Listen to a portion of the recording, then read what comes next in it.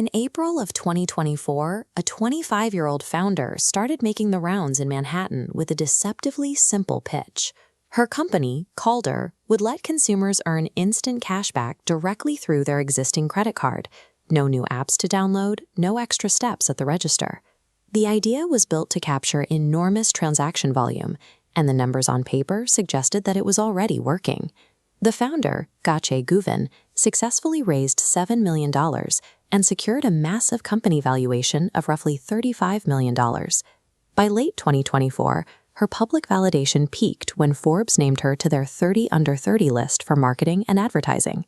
To the outside world, she projected the image of a modern startup visionary.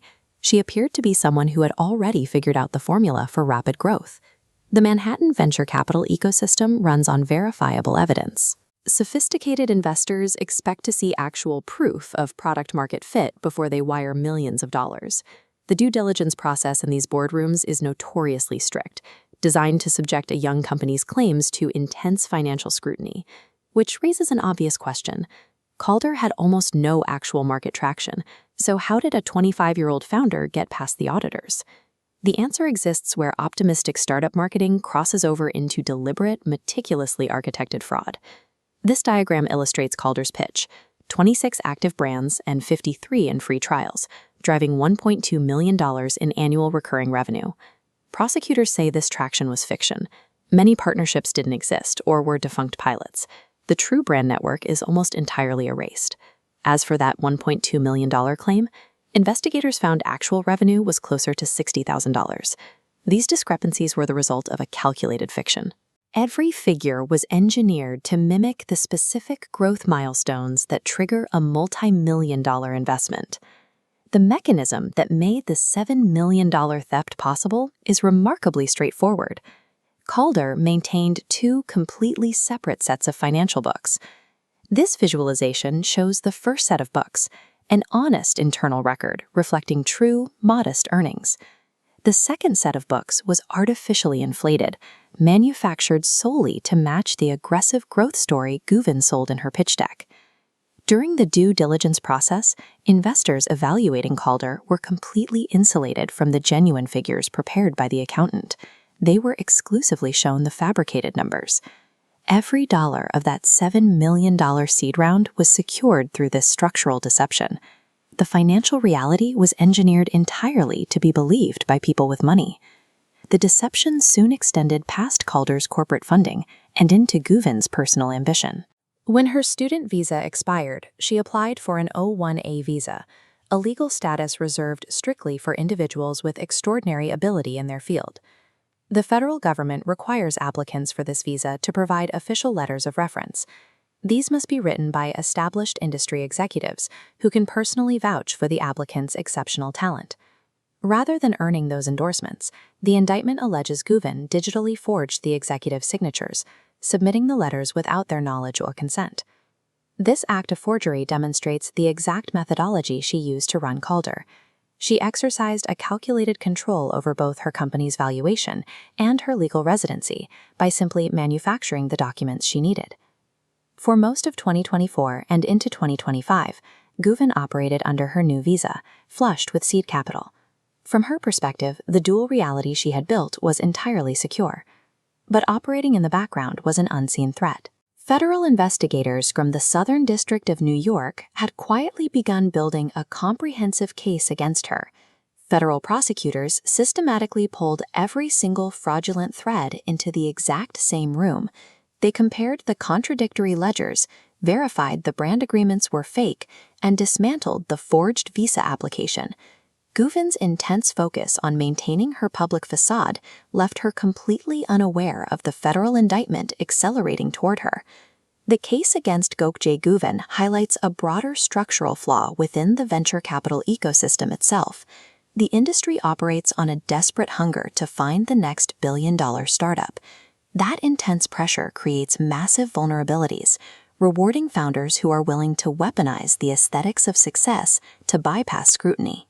The Kalder case illustrates a landscape where a founder can simulate the evidence of success, leaving the true nature of the business to be fully revealed only after the venture capital has already been spent. Throughout late 2025, Kalder's founder continued pitching investors and running her company against the backdrop of the New York skyline. To her, business was proceeding exactly as planned, unaware that investigators were already examining the gap between her public claims and her internal records. For roughly 3 months, a quiet federal probe assembled the pieces of her corporate life in the background. She continued living and working in the city while a case against her was built entirely from the shadows. This was a coordinated effort. Prosecutors from the Southern District of New York worked alongside the FBI and the U.S. Postal Inspection Service to dismantle the company's finances. There were no dramatic raids or public warnings. Instead, the investigation was methodical, relying on subpoenaed records and testimony from investors who had wired money based on numbers that, according to prosecutors, had never been true. This chart illustrates the discrepancy that investigators found. While she marketed a company with a $35 million valuation, the government was looking at a revenue figure closer to $60,000. Forensic accountants spent those months tracing every dollar, seizing bank records and internal accounting files to map the flow of capital. They identified the core of the fraud, 2 sets of books. One ledger contained the accurate internal numbers, while a second inflated set was built specifically to be believed by everyone on the outside. Even as her approved visa granted her the right to stay in the country, investigators were pulling apart the success story used to obtain it, matching her pitch materials against the reality of her actual income.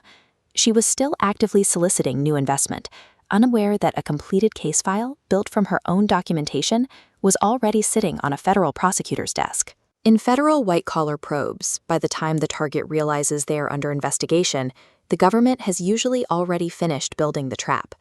The two realities collided on November 27, 2025. As she returned to the United States, federal agents met her in the airport terminal. Her corporate illusion fractured instantly. She was confronted with the government's evidence-backed version of Kalder's history, built from subpoenaed records she didn't know they possessed.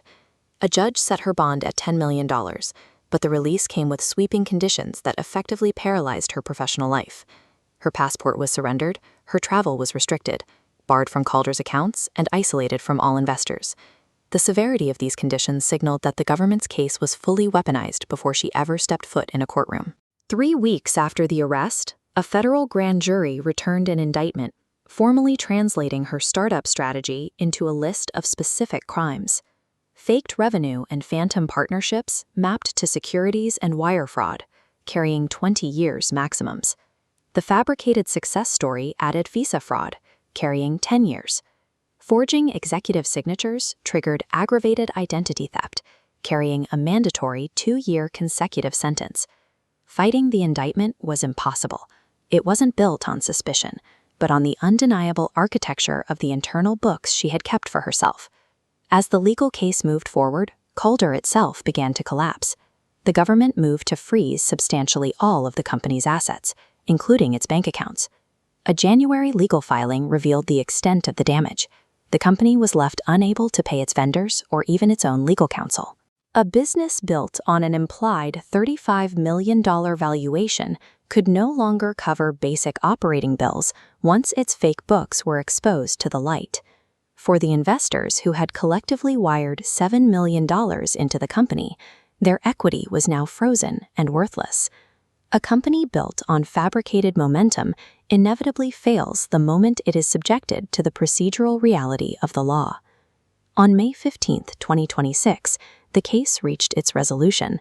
Facing the weight of the evidence, the founder officially pleaded guilty to securities fraud. U.S. Attorney Jay Clayton's statement following the plea was direct.